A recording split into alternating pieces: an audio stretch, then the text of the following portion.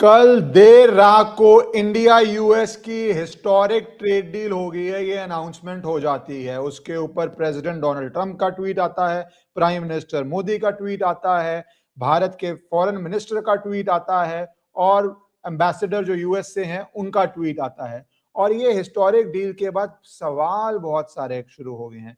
एक बेसिक सवाल, कौन जीता, उसको लोग ले रहे हैं, पर जो डेप्थ में जा रहे हैं वो कह रहे हैं इस डील के बहुत सारे फाइन प्रिंट्स हैं। तो इस डील के अंदर एक जो डिस्प्यूट शुरू होता है, मैं पहले डिस्प्यूट बता देता हूं, वो ये है कि प्रेसिडेंट ट्रंप ने जो ट्वीट में बातें बोली और जो प्राइम मिनिस्टर मोदी ने जो बातें बोली ट्वीट के अंदर, वो सिग्निफिकेंटली डिफरेंट हैं, काफी अलग हैं। तो डील हुई क्या है? एक बड़ी बात है कि बहुत महीनों से डील पेंडिंग थी।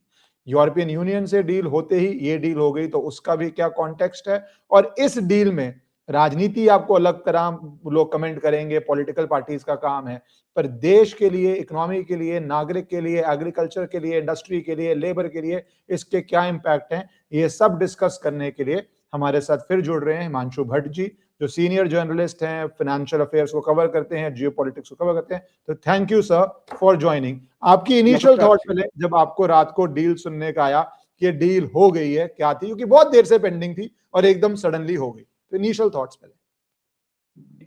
सर, सबसे पहले तो मुझे ये लगा, मैं आपको सही बताऊं तो मैं ये चीज एक्सपेक्ट कर रहा था मार्च के अंत में, अप्रैल महीने के शुरू में ऐसा कुछ होगा।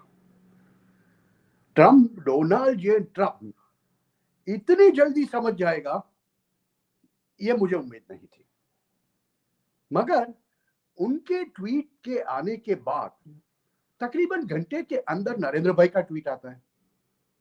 उसे एक बात साबित हो गई कि दोनों की बात हुई है, काफी चीजें उन्होंने तय की है कि ये होगा। अभी जो नहीं होगा वो चीज मैं एक्सपेक्ट कर रहा था कि टप्पू कहीं ना कहीं लिखेगा, लिख देगा, he will write it down.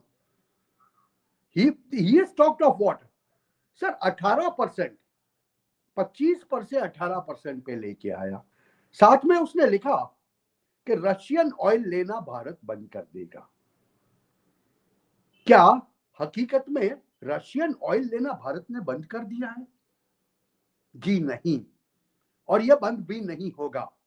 आपको जनवरी के भारत के जो ऑर्डर्स है उसके ऊपर मत जाइए, मगर फरवरी 1 से जो ऑर्डर है फरवरी महीने का, उस पे जाइए तो वो सिमिलर अमाउंट है जो दिसंबर, नवंबर, अक्टूबर 2025 में हम लोग देते थे।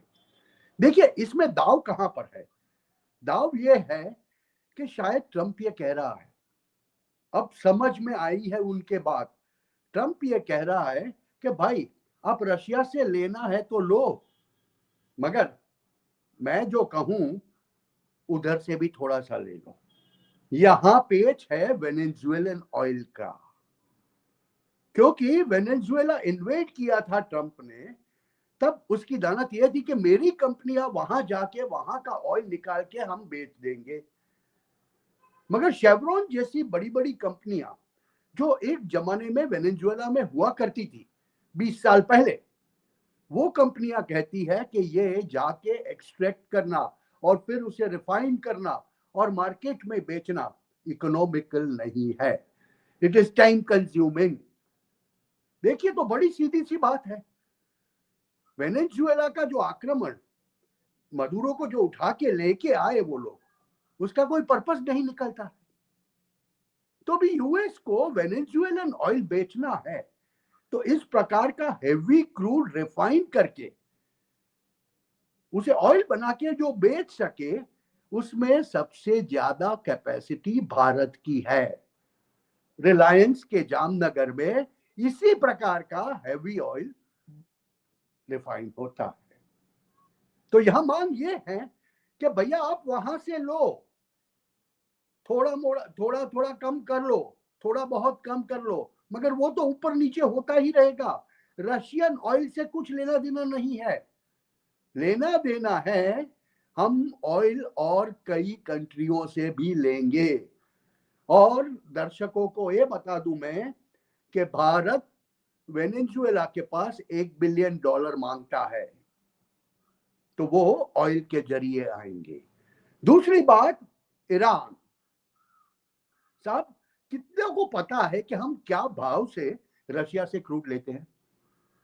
कितनों को पता है कि चाइना ने ईरान से क्रूड खरीदने का कॉन्ट्रैक्ट 20 साल का कौन से भाव से कर किया है? भारत को एट एन एवरेज 42 से 45 डॉलर के भाव से रशिया से क्रूड मिलता है। दूसरी तरफ 20 साल का कॉन्ट्रैक्ट चाइना ने किया है ईरान से, ईरान उनको 38 डॉलर प्रति बैरल देता है। अभी देखिए, ट्रंप के लिए यह धर्म संकट है कि उसका सबसे बड़ा दुश्मन कौन, किसे उसे रोकना है। तो उनकी जो कार्रवाई अब चल रही है, एक तरफ आपने लैटिन अमेरिका में जाके पूरे चाइनीज स्ट्रक्चर को तोड़ने की शुरुआत कर दी। पर पहले पनामा कैनल, वहां पर चाइना का कितना पैसा डूबा, फिर वेनेजुएला, चाइना का कितना पैसा डूबा, दो मिला के ऐसा कहा जाता है कि तकरीबन 100 से 125 बिलियन वहां डूब चुका है। फिर आपने पाकिस्तान में जाके चाइना का सीपैक खत्म कर दिया, 60 बिलियन वहां डूब गए। देखिए, चारों तरफ से अगर हम ऐसे गिनते जाए ना, तो चारों तरफ से ये बाजू हमास का नष्ट किया, ऐसे देखते जाए तो चारों तरफ से चाइना को वो घेरने की कोशिश कर रहा है। अभी उसमें वो समझते थे कि भारत हमारा साथ देगा, सक्रिय साथ देगा, जो भारत ने किया नहीं। तो इस साल का sir US security doctrine policy का पेपर ये साल का देख लो आप। एक तरफ ट्रंप और ट्रंप की कैबिनेट हमारे साथ गाली गलौज करती रही, दूसरी तरफ वो डॉक्ट्रिन के अंदर लिखा गया है कि वेस्ट एशिया में, एशिया पैसिफिक में भारत के अलावा हमारा काम नहीं चलेगा। ये चीजें बहुत कुछ कह जाती है। दूसरा, आप ये एक इवेंट याद करो सर, 14-15 अगस्त को जब हमारा इंडिपेंडेंस डे का सेलिब्रेशन हो रहा था, वहां अलास्का में ट्रंप और पुतिन मिले थे। उस दिन, पिछले साल की बात कर रहा हूं, उस दिन क्या तय हुआ था सर?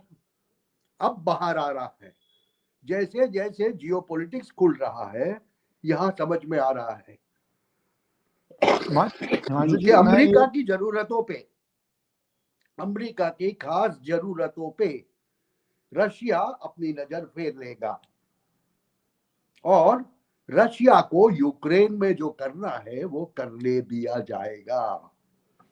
देखिए आप सर, मुझे तो ये दिखता है कि the rift between China and Russia, a small, एक जो छोटी सी दरार थी ना, उसको कुरेद के बड़ा किया गया है।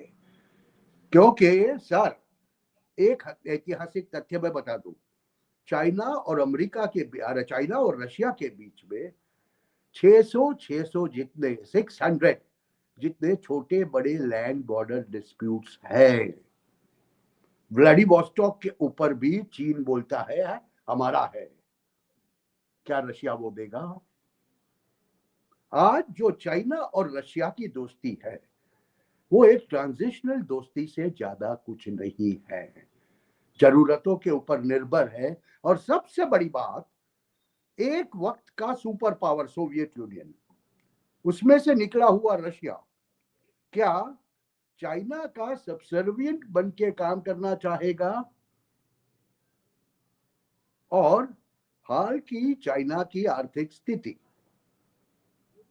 तो अगर अलास्का में ट्रंप और पुतिन के बीच में कुछ हुआ हो, जैसा मैंने बताया जो हुआ हो, तो मुझे ताज्जुब नहीं होगा।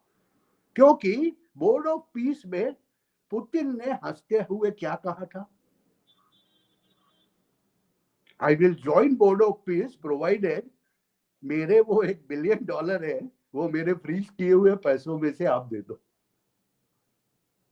बात बहुत कुछ समझ में आ जाती है ऐसे देखे तो। और जहां तक भारत का सवाल है ना सर, भारत रूस एक ऐसी कॉमन कड़ी है आज, जिसके बगैर दुनिया इस तरफ या उस तरफ नहीं चल पाएगी। मांजू जी, मैं यहीं पे आना चाहता हूँ रूस पे, क्योंकि ये जो इंडिया यूएस ट्रेड डील हुई है इसमें कई पार्ट्स हम आगे बढ़ेंगे, पर आपने बहुत बेहतरीन तरीके से समझाया कि ये ट्रेड डील से पहले प्रेसिडेंट ट्रंप ने, एक तरह से जंग बहुत तरह की होती है। जंग एक फिजिकल होती है, हार्ड होती है, एक ट्रेड वॉर होती है। एक वाटर वॉर शुरू कर दी है भारत ने इंडस्ट्री पे, इसलिए एक इंफॉर्मेशन वॉर है।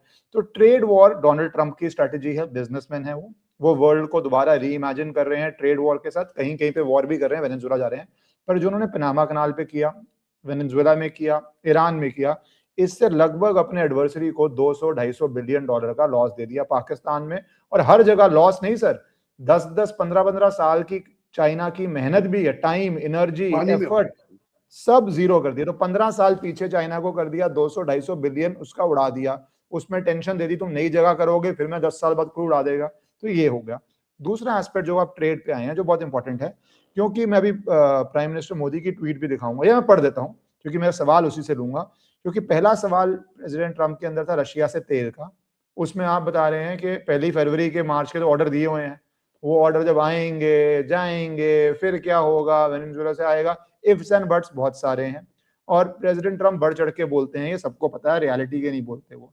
पर प्रधानमंत्री मोदी का ट्वीट में पढ़ना चाहूंगा, क्योंकि इसमें कुछ और एंगल्स आएंगे फिर, जिसमें वो कहते हैं, wonderful to speak to my dear friend President Trump today, delighted that made in India products will now have a reduced tariff of 18%।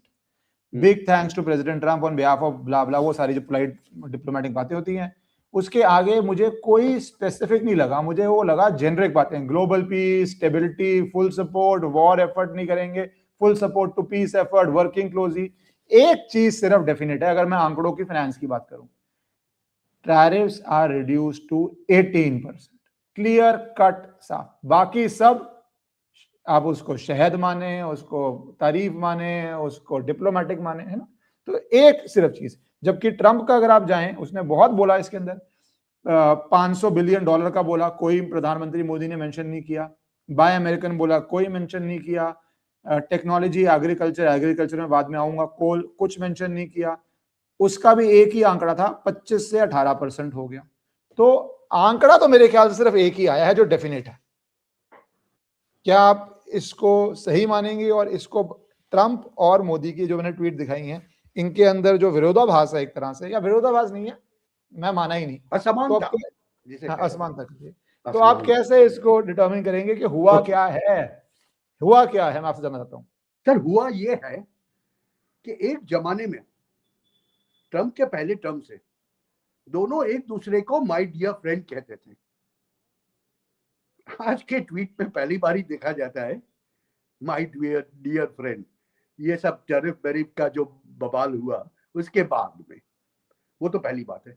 दूसरी बात, पहले ही सेंटेंस में नरेंद्र भाई ने तो क्या कह दी, भारतीय उत्पादकों को, भारतीय उत्पाद को, Indian manufacturers, made in India.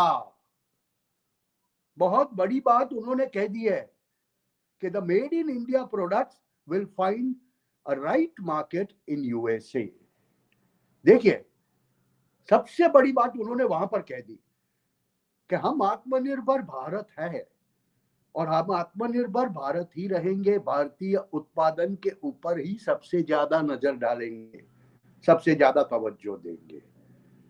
जहां तक बात है, दूसरी बात यह स्पष्ट हो जाती है कि टैरिफ 18% हो गए। अभी टैरिफ 50% थे, 18% कैसे हो गए? वो 25% तो ट्रंप ने हवा में ही बोल दिया कि उन्होंने रशियन ऑयल बंद कर दिया, तो वो 25% चला गया। ये 25 में से 18 हुआ। मगर जहां तक मेरा समझना है, पीयूष गोयल जी जब एक्चुअल ट्रेड डील करने बैठेंगे, ये तो दोनों राष्ट्र नेताओं ने कहा, मगर उसको रेटिफाई तो करना पड़ेगा, पूरा पूरा डॉक्यूमेंट तो बनाना होगा। तब जाके सर कुछ ऐसा होगा, there will be a gap of about 7 to 10%, 25% से लेके 15% होगा। 15 से 18 के बीच में कहीं ना कहीं जाके आंकड़ा बैठेगा। कोई सेक्टर में 15% होगा तो कोई सेक्टर में 17% होगा। इस हिसाब से द सेक्टर वाइज उसमें आंकड़ा बैठेगा, जो मेरी समझ है। और मैं आपको बताऊं सर, सबसे ज्यादा हिट हुए सेक्टर कौन से हैं? टेक्सटाइल, जेम्स एंड ज्वेलरी, ये जो सबसे ज्यादा हिट हुए सेक्टर्स है ना, उन सेक्टर्स को अब 8-10 महीने की तकलीफों के बाद डबल फायदा मिलने वाला है। कैसे मैं ये समझा दूं कि सर हमारे टेक्सटाइल वाले फॉर एग्जांपल 15% या 17% पे काम करने को राजी है, क्योंकि विश्व भर में अगर कहीं भी जाके देखो आप, यूरोपियन यूनियन वाले कंट्रीज के लिए देखो, या जापान के लिए देखो, या साउथ कोरिया के लिए देखो, या चाइना के लिए, किसी के भी लिए देखो, at an average tariff is about 12 to 17-18% जिनके साथ में कंपटीशन करना है। अब ऐसी स्थिति में एक तरफ हमारा 40-50 बिलियन का जो फिगर है यूएसए के साथ में टेक्सटाइल का, हम लोग जो निकास करते हैं, पिछले 6 महीने से भारतीय उत्पादकों ने और भारत सरकार ने मिलके वो 40 बिलियन में 21% की बढ़ोतरी की है, अमेरिका ना बेचते हुए भी, दूसरे नए मार्केट ढूंढ के 40 देश के। अब ये भी फिर से शुरू होगा, तो it's a double boom whammy. वैसा ही कुछ आपको देखने को मिलेगा जेम्स एंड ज्वेलरी सेक्टर में। और सर इसमें थोड़ा इंपॉर्टेंस आपको देना पड़ेगा, ये जो हमने जाहिरात की ना, we announce that on Republic Day the trade pact with EU. Sir ये याद रखिए, mother of all EU trade. के साथ में यूएसए ने ट्रेड पैक्ट नहीं किया अभी तक, सस्पेंडेड है। और उनका ट्रेड क्या है, वॉल्यूम क्या है, 1.5 ट्रिलियन दोनों के बीच का। अब यहां तो हम 10 साल में 850 बिलियन की बात कर रहे हैं, वहां 1.5 ट्रिलियन का वॉल्यूम है। तो जो फर्क जो आता है और जो घबराहट होती है, देखिए सुपर पावर होना एक बात है, आर्थिक तौर से सुपर पावर होना भी एक बात है, मगर जब वो सुपर पावर को या कहे जाने वाले सबसे बड़े पावर को ये पता चलता है कि मैं तो रह गया, बाकी सब मुझसे आगे चले गए, मतलब अब सबके साथ मुझे इक्वली डील करना पड़ेगा, वन अमंग द बेस्ट, ये सिचुएशन जब आती है ना सर, तो ऐसी सिचुएशन में ये ट्रेड करना जरूरी होता है। और हुआ क्या है जो मेरी समझ में आता है सर, वहां पर वॉल स्ट्रीट ने ऑफिशियली डोनाल्ड ट्रंप एडमिनिस्ट्रेशन को संदेश दे दिया कि सर आप इंडिया के साथ में, भारत के साथ में ट्रेड डील करो, नहीं तो भी हम वहीं जा रहे हैं। आज देखिए 1800 जीसीसी भारत में काम कर रहे हैं, अमेरिकी कंपनियां एक के बाद एक उठा के भारत में आ गई है, फिर वो कोई भी सेक्टर की क्यों ना हो। और उसमें इमर्जिंग टेक्नोलॉजीज की जहां तक हम बात करते हैं, एआई है, क्वांटम कंप्यूटिंग है, माइक्रोचिप्स है, तो ग्लोबल कैपेसिटी सेंटर्स जो भारत में बन रहे हैं। एक बात तो तय है, ट्रंप चाहेगा, अमेरिकी प्रशासन चाहेगा, उससे अमेरिकी कंपनियां भारत में नहीं आएगी, ये तो नहीं होगा, वो तो आएगी। तो एप्पल बहुत अच्छा एग्जाम्पल है इसमें मांशु जी। एप्पल हाँ, का एग्जाम्पल देखिए, कितनी देर से टिम कुक को बोल रहा है मत जाओ, वो यहाँ पे बढ़ाई जा रहे हैं निवेश अपना। तो और एप्पल ने तो जितना रिकॉर्ड इन्वेस्ट कर दिया, और उन्होंने अपना 28 का टारगेट 25 में कंप्लीट कर लिया था। तो वो तो एक एग्जाम्पल ही, चावल का एक दाना ही बहुत है।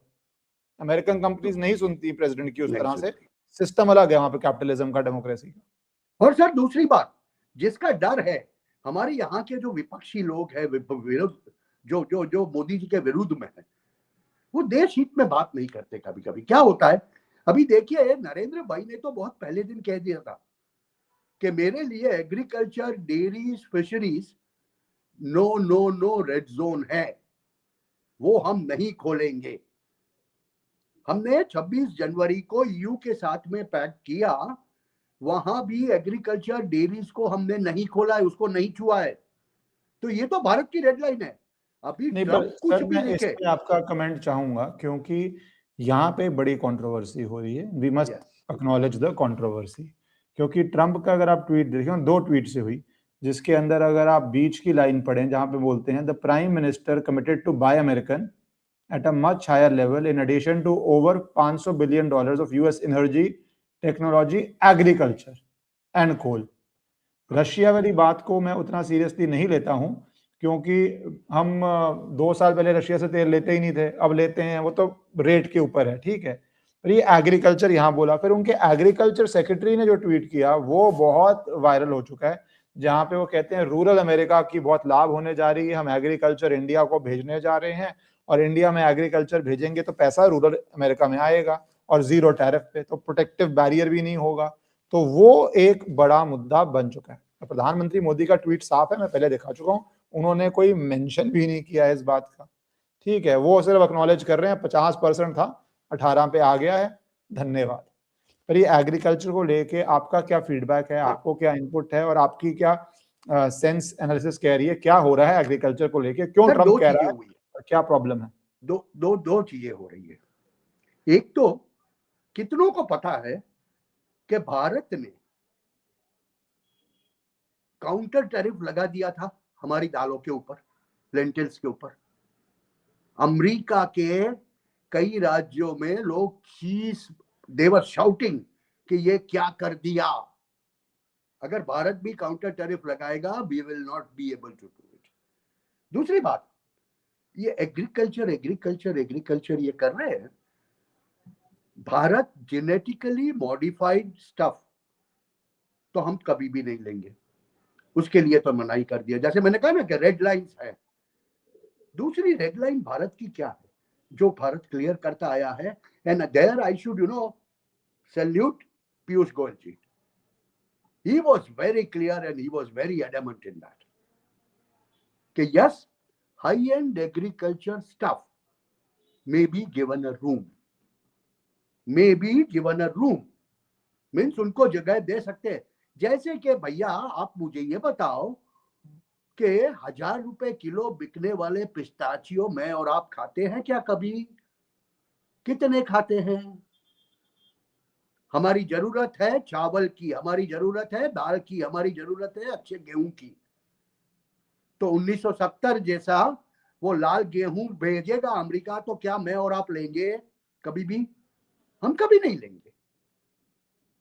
तो वहां रेड लाइन जाती है, मतलब protection of your local market.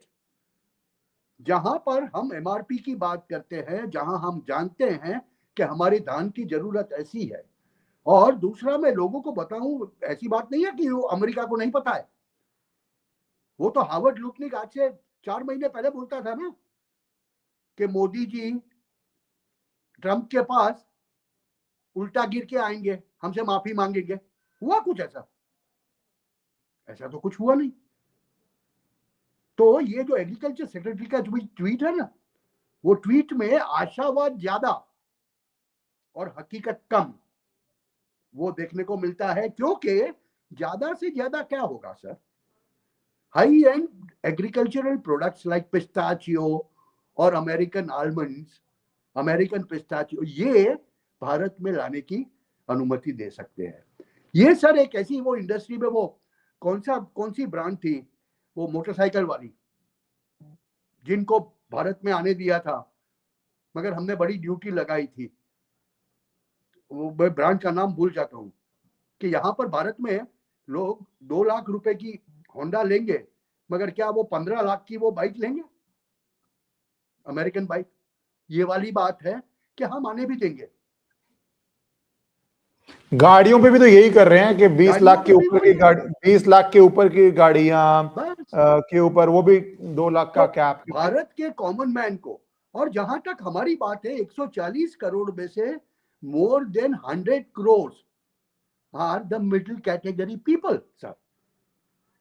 तो जो उनकी रीच के बाहर है, जहां पर एग्रीकल्चर होगा, डेयरी होगा या फिशरीज होगा, वहां पर किसी को आने नहीं दिया जाएगा। उनको पसंद हो तो ठीक है, नहीं पसंद हो तो ठीक है।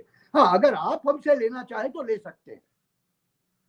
तो हमारी दालें जो जाएंगी यूएस, उस पे फिर वो काउंटर टैरिफ जो हमने लगाया हुआ है, उसे हम फिर से निकाल सकते हैं। देखिए, वहां पर डर उनको क्या है कि दूसरी तरफ उसके बाजू में कनाडा से भी भारत की अच्छे बनने लगी। अब ट्रांजैक्शनल रिलेशन स्थापित हो गए हैं। तो यूएस के लिए चारों बाजू से हिट आ रहा है सर। तो मैं तो ये कहूंगा, ये जो ट्रेड डील वाला जो बात है ना, ये चक्कर है ना, ये भारत से ज्यादा यूएस को पता है। और आज आप देख रहे हो सर, सेंसेक्स 2200 पॉइंट ऊपर चला गया नाम देते ही।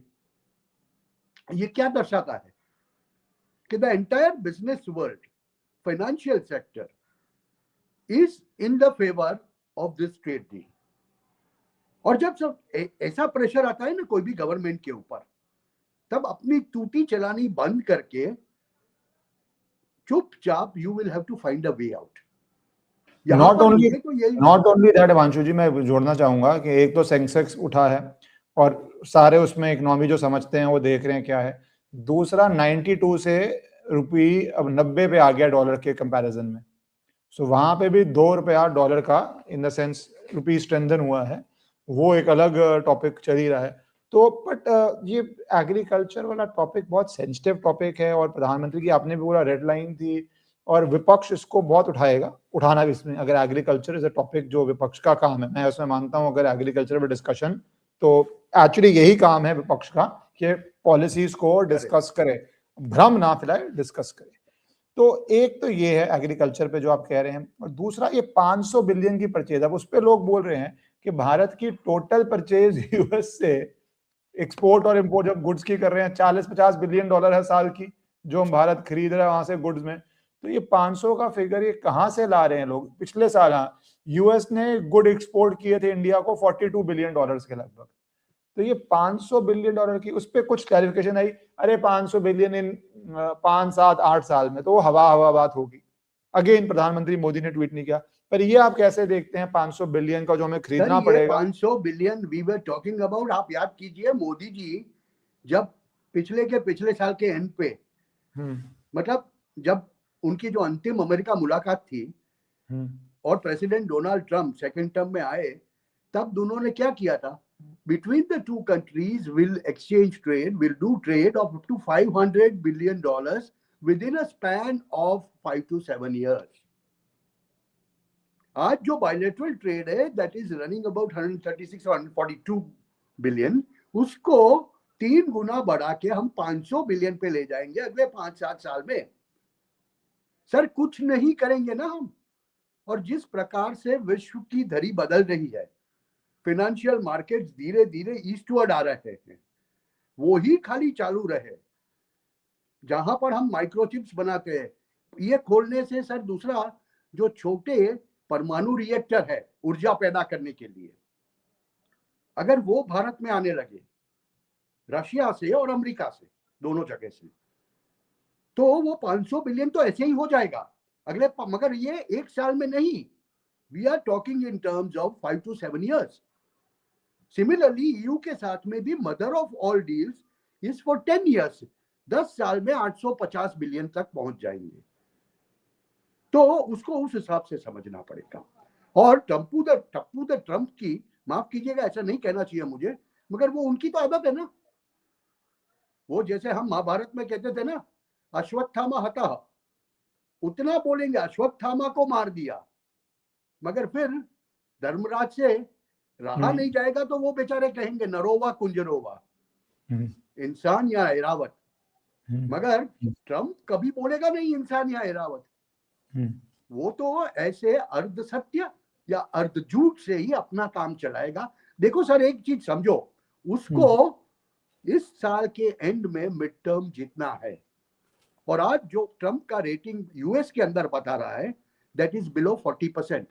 काफी लोग तो ऐसा कहते हैं 30% पे आ गया है। अभी ऐसी स्थिति में सर वो जब ये सब चोचले नहीं करेगा, तब तक उसकी कॉन्स्टिट्यूएंसी भी उसे वोट नहीं देगी, मतलब रिपब्लिकन्स नहीं देंगे। रिपब्लिकन सेनेटर्स काफी जाके उनको बोल रहे हैं ये आप क्या कर रहे हो।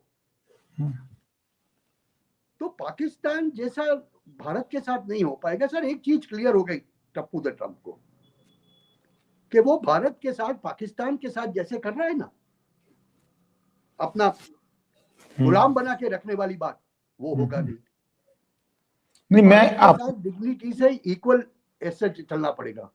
मैं वेस्टर्न जर्नलिस्ट दिखाता हूं, ब्लूमबर्ग की रिपोर्ट आ रही है जो कहती है Modi never agreed to stop buying Russian oil, जो आप भी कह रहे थे, ये अभी पब्लिश हुआ है शायद। नहीं, सीधी सी ओनली बात ट्रम्प है। Said that, only Trump said that.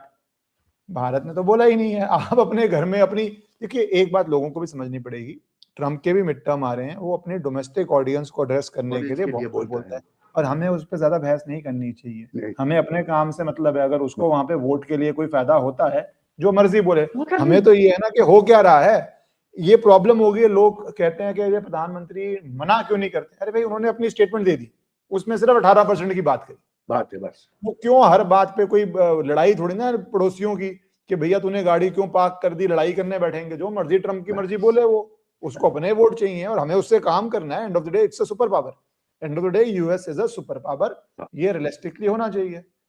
अब मैं एक आर्टिकल और जाता हूँ, फिर आपके कमेंट चाहूंगा, क्योंकि ये न्यूज वीक जो बहुत फेमस अखबार है, माना जाता था एक टाइम पे वर्ल्ड का बेस्ट न्यूज़पेपर है, न्यूज जर्नल है। Trump surprise India deal, DC blink, Washington DC ने झपकी मारी थी, फिर दिल्ली ने यस बोली। तो ये भी बहुत इंपॉर्टेंट है कि यूएस मीडिया क्या रिपोर्ट कर रहा है कि किस तरह हुआ है।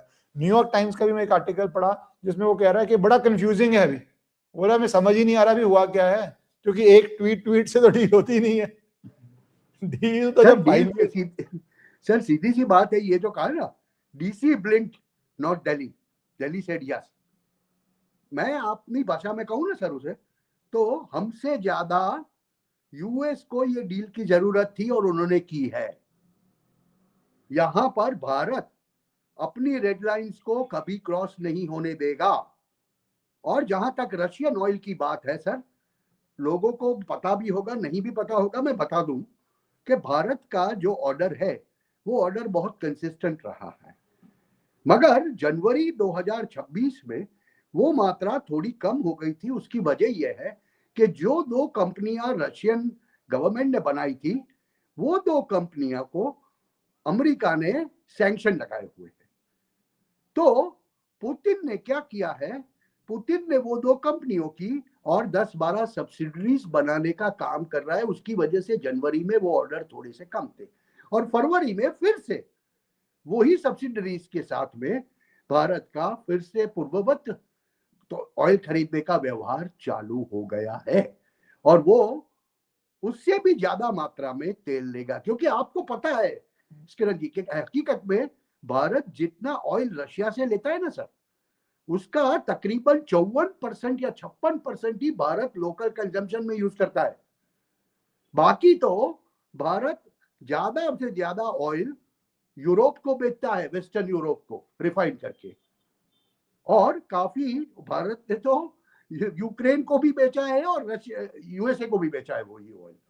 अभी देखिए सर, एक बाजू रशियन ऑयल बंद होगा, मान के चलिए आप ऐसी सिनेरियो में, तो होगा क्या, $38 में ईरानियन तेल आएगा, वो ट्रंप आने देगा। ट्रंप के कहने पे, मतलब यूएसए के कहने पे हमने ईरान का ऑयल बंद किया था। दूसरी तरफ वेनेजुएला से वो खुद भेजेगा हेवी क्रूड को रिफाइन करने के लिए करके। अंबानी जी बैठे हुए हैं यहां पर। तो भारत का तेल खरीदना कभी बंद नहीं होगा, और एक और मैं अपनी इसमें जरूरत पॉइंट से दोगुना खरीदता है। मैं इसमें एक और पॉइंट भी ऐड करना चाहूंगा। वेनेजुएला के यूएस कंपनीज क्यों इन्वेस्ट नहीं कर रही, क्योंकि वो billions of dollars of investment है। वो बोल रहे हैं अगर क्रूड का प्राइस 55-60 से नीचे आता है उनके लिए वायबल ही नहीं है। तो वो अगर प्राइस $60 के नीचे कुछ भी अमेरिका के लिए वायबल नहीं है, वायबल ही नहीं है, तो वहां पे वो ट्रम्प फंस भी गया है ना। वेनेजुएला तो ले लिया तेल, मैंने लूट लिया, मैं कॉलोनियल पावर बन गया, बट भैया जो उसको ऑपरेट करने की कॉस्ट है और वो लॉन्ग टर्म है। कल को यूएस में बिजनेसमैन लगा दे $50 बिलियन, नई सरकार आए बोले बिल्कुल गलत है, ह्यूमन राइट्स है, सॉवरेनिटी है, छोड़ दे, तो कौन सा बिजनेसमैन लगाएगा पैसा इतना। सही बात है। तो वो तो वो भी ये प्रॉब्लम तो सब बातें चल, कुछ नहीं होने वाला है सर। ये ट्रेड डील में ultimately India is going to win win win win. हाँ, मैं ये कहूंगा चो डेफिनेटली अभी भी यूएस सबसे बड़ा पावर है, तो यूएस के साथ में ट्रेड डील इंपॉर्टेंट है, मगर भारत वो ट्रेड डील के बगैर भी जी सकता है। वो भारत ने पिछले 6-8 महीने में साबित कर दिया है, क्योंकि हमारा ओवरऑल एक्सपोर्ट जो अमेरिका बंद होने से जो लोग बोलते थे ना कि इतना कम। सर हमारा ओवरऑल एक्सपोर्ट 21% बढ़ा है, तो भारत को कोई हानि नहीं है इसमें।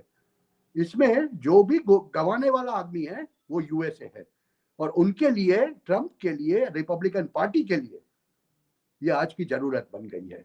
आपने पिछले 6 महीने में पीटर नवारो का एक भी स्टेटमेंट सुना सर? क्यों? समझ गए हैं वो। नहीं, उनको बोलती बंद कर दी, उनकी कर देनी पड़ी कि भैया चुप हो जाओ आप। उन्होंने सोचा था कि भारत को हम पहले की तरह बुली कर लेंगे, मगर आज का भारत बुली होने वाला भारत नहीं है सर। आज का भारत बोलेगा नहीं मगर करेगा वही जो उसको करना है। हम रशियन ऑयल अपनी स्ट्रैटेजिक ऑटोनॉमी के हिसाब से लेंगे, आप कुछ नहीं बोलेंगे। ये सीधा मैसेज है, और जो मोदी जी ने तो 5-7 वाक्यों में कह दिया।